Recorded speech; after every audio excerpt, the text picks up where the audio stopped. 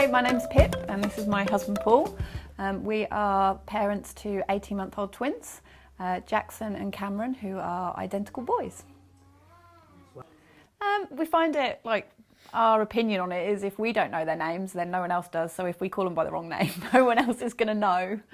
But yeah, we have confused them previously on quite a few occasions. But probably the best story is about when they got confused at birth. Yeah, so I think we're still quite in a bit of dispute actually with the hospital over which one was born first. Us and the obstetrician are pretty clear that it was Jackson, the smaller one actually, that was born first.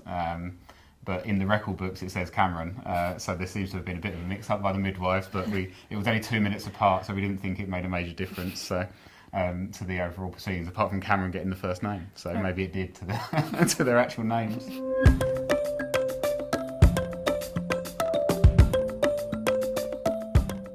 We went for our first scan at 7 weeks, and we went to the sonographer, and she said, well, there's one baby, and then she said, there's a second baby, but could you just hold on a minute and we're just going to check there's no more. And I think that was the longest minute of your life, wasn't it, when you thought there was going to be triplets? Yeah, I think 2's enough.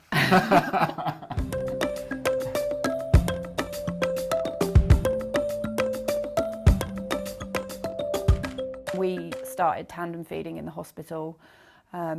We were pumping and doing all the other stuff that comes with that, and it basically just takes over your life. That's all you do for the first 3 months is feeding. You're up in the middle of the night feeding them. When you're not feeding, you're either trying to rock them to sleep or trying to pump to make sure your supply is high enough, and then you just need to eat so much. So I was just literally eating, sleeping and breastfeeding. And because you haven't got one child where you can rotate one boob then the other, they're both being used at the same time, it's pretty full on. And I remember sitting here with my boobs out, feeding the boys, and the Coles home delivery man arrived, and he walked through the living room and didn't really know what to say or what to do with all our shopping, and sort of just dumped it and then ran away.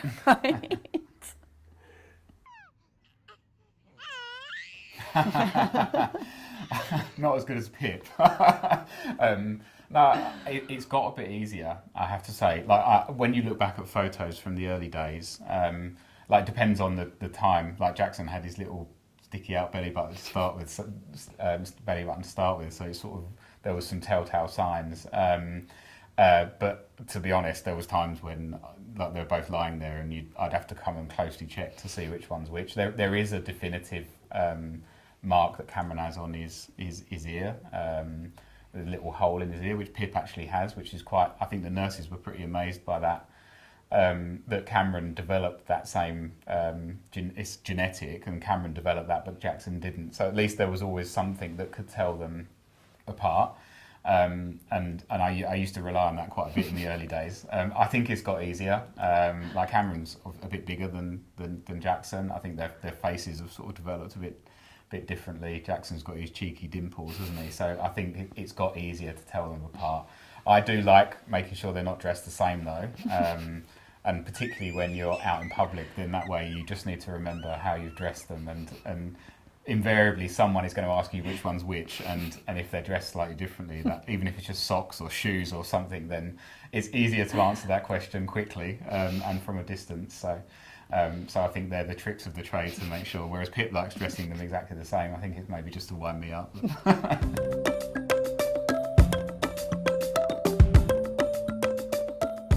We often say, like, because I think everyone's natural reaction when they know you've got twins or they find out you've got twins is, oh, that must be really hard, and I don't know how you cope, and having one was hard enough. And I think that's true, it's hard, and as we said, particularly in the early days. But equally, having them at the same age, at least they're doing the same things at the same time. They eat together, they sleep at the same times. They're generally at the same stage of sort of like learning and development. So you're trying to do the same activities with them. Whereas if you've got kids that are different ages, then that's obviously not the case. And they might be eating at different times or sleeping at different times, wanting to do different things. So in a way, yes, it's hard work and it all came at once, but I think there's actually quite a lot of efficiency, if you want to put it that way, in having them together, because you are doing the same thing. So I often say I think it's like 50% extra effort and not double the effort, probably.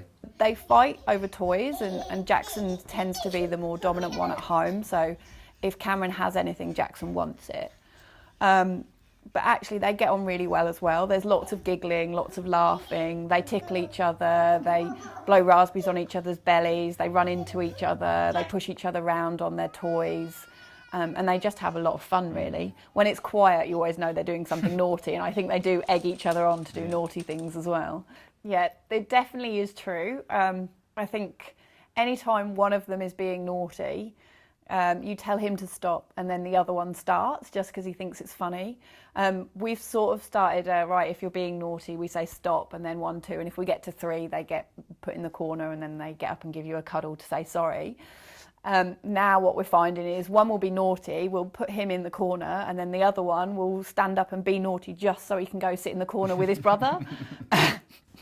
Yeah, sort of defeating the object of why we've set it up. I think they're learning slowly, but they've got a little bit to go there.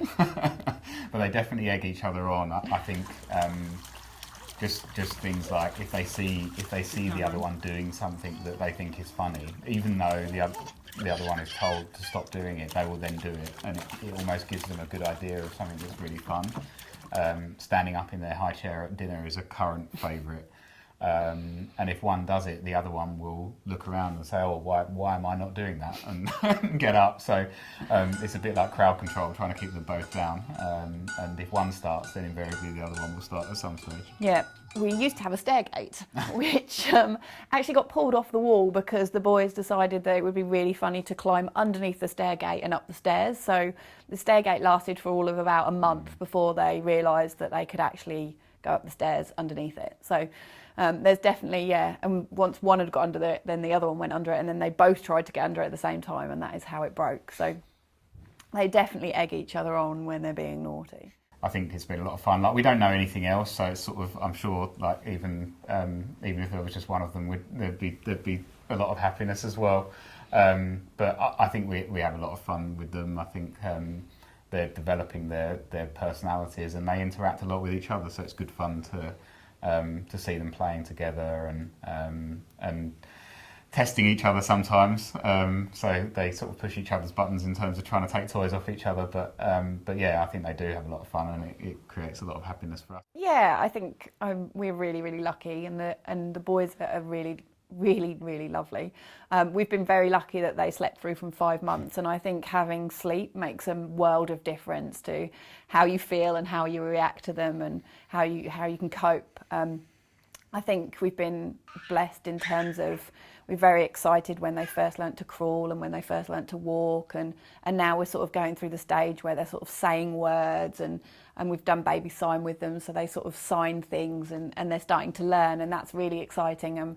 Both my parents are school teachers, so the whole learning thing I find really interesting, and we do a lot of sort of learning games and learning sort of numbers and colours, and we find different ways to do it, and I make quite a lot of things out of cardboard boxes that we've got left over, so just watching them grow every day and learning new things. Like the new thing this week is they now can both jump, can't they? So they just love jumping around like kangaroos, or when I'm doing my fitness with my family, they join in and they start running on the spot and copying, and I've been doing a lot of press-ups recently, so they'll get down on the floor and start doing press-ups with me. Just all that stuff, such fun, isn't it, watching them?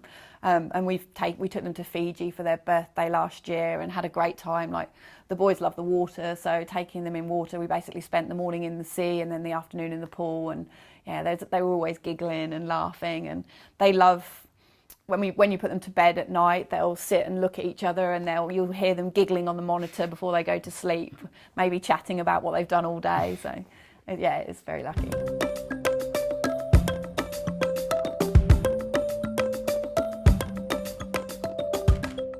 So we actually don't use the pram very often anymore. They're basically next to each other, side to side, which was a little bit difficult when they were younger. Basically means you can't go in a chemist. So if you're with the babies, there's no way you can go in the chemist. So there needs to be 2 adults to get to a chemist. Some lifts, even the lift at the health centre, we couldn't get in with the pram. So it's not always that easy, but you struggle through. Which is partly why we've probably stopped using it, and the boys now are on their feet and they enjoy walking, and so it's very rare, I think, we actually get the pram out these days. Now we have reins instead. Reins, yeah. environments. So we have a turtle backpack and a shark backpack, and they get to pick which one they want, and they run around and they have great fun. And we actually even put their little waters in the back, so they've always got their water with them. It's always good fun when we go out, apart from when they try to go in different directions and you can't split yourself. So Which you is most of the time. Yeah. It was we dog sat for a friend, didn't we? And we were trying to have both the boys and the dog at the same time, and that was just a disaster. I wouldn't recommend that for anyone.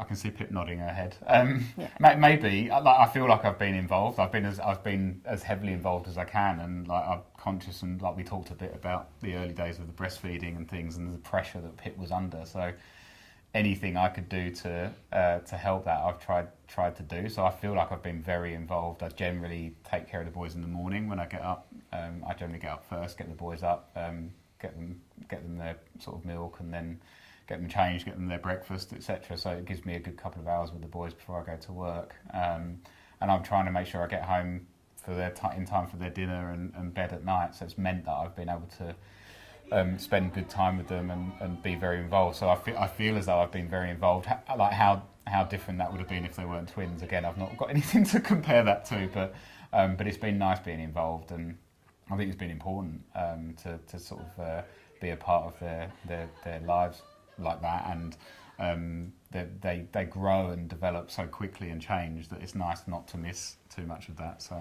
but you should probably get Pip's answer on that as well. Yeah, I think Paul's very involved. He's a great dad, actually. Even from the early days, he was always involved in the bathing, the nappy changing, anything he can do, doing the bottles, anything that he could do to help, he would be there. He'd be first one to help. I think having one baby, I think there's probably a bit less pressure on the mother, and having two, you just don't have the ability to be able to stop both of them crying or sort of those sort of things. So it's definitely a more hands-on approach. You need two of you to be able to work through it and sort of help any way you can, really.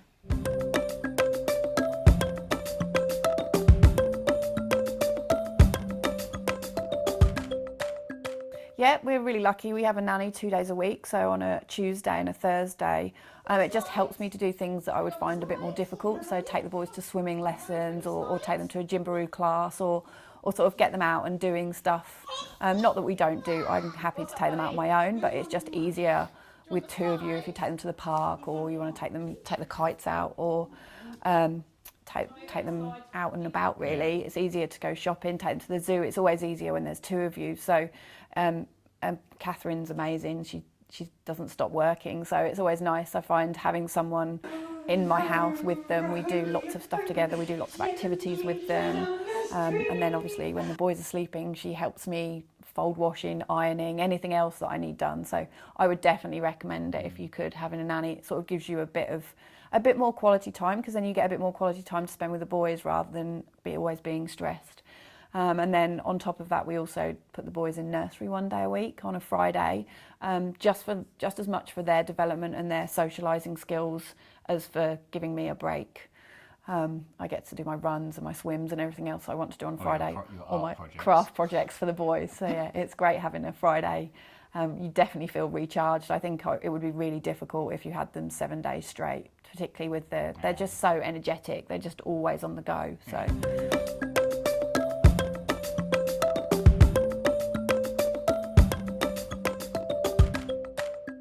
So obviously, because all our family are in the UK, we knew that at quite an early age we would have to take them back to the UK, didn't we? So we, both my brothers and their girlfriends came over from the UK, and we took them to Perth, and we decided it would be a really good idea for the 8 of us, so 6 adults and 2 six-month-old babies, to get in a camper van for 7 days and travel up to the Ningaloo Roof and back.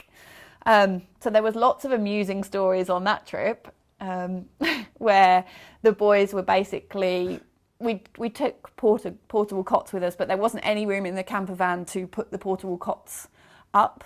Well, the first night we put them on the double bed, and then we tried to sleep round them, but that didn't really work out very well.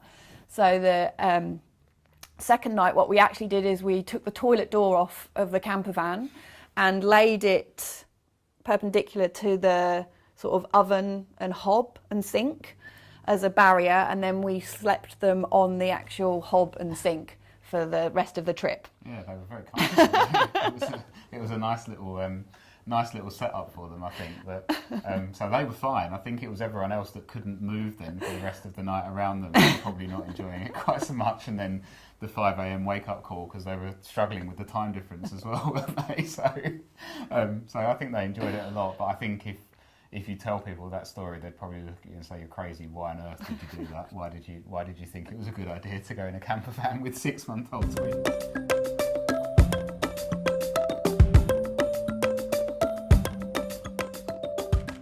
From my perspective, I think you need to be a little bit organised, trying to make sure you've got everything ready and in a place where you can access it easy is obviously quite key before they arrive. We actually have 2 change mats next to each other so that we can change them both together, and that cut down time when they were really younger, and now they actually quite like being changed next to each other. They giggle at each other and laugh and joke.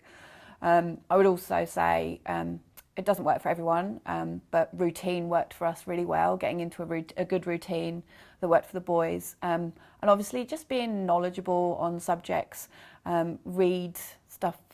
If you have any problems or issues, try and get different viewpoints from the internet. Don't just go down one path, and just work out what's best for you. Like, you can obviously ask advice and get advice from people, but obviously you then need to make your own decision as to what you think is going to work best for you and your family, and I think that's probably the case for all children, but I do think it makes a big difference.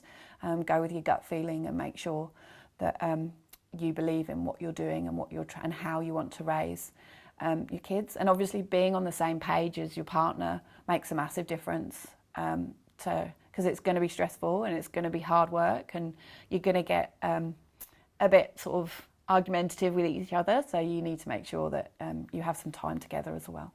You go through your ups and downs, like you have your very difficult moments, and you have many great moments, but you have your difficult moments, and sometimes you feel that at different times. So I think, like with any parents, it's just that being around to support each other to get through those times, I think is important. And probably finding a really good support network, isn't it? I mean, for us over here, we don't have any grandparents around because they're both in the UK. So I've been really lucky with like the Northern Beaches Multiple Birth Association. I would recommend anyone having multiples finds their local multiple birth association. And it depends on where your circumstances, where you are, and like what family you've got around and what friends you've got around. But I think that we were never too proud to ask for help, and if we had family around, then we'd be happy for them to dig in and do as much as they wanted to do. If they wanted to get up in the middle of the night and help feed, then they could get up in the middle of the night and help feed. We weren't precious around what they can get involved in and what they can't. So I think taking the support that you can get is a good idea.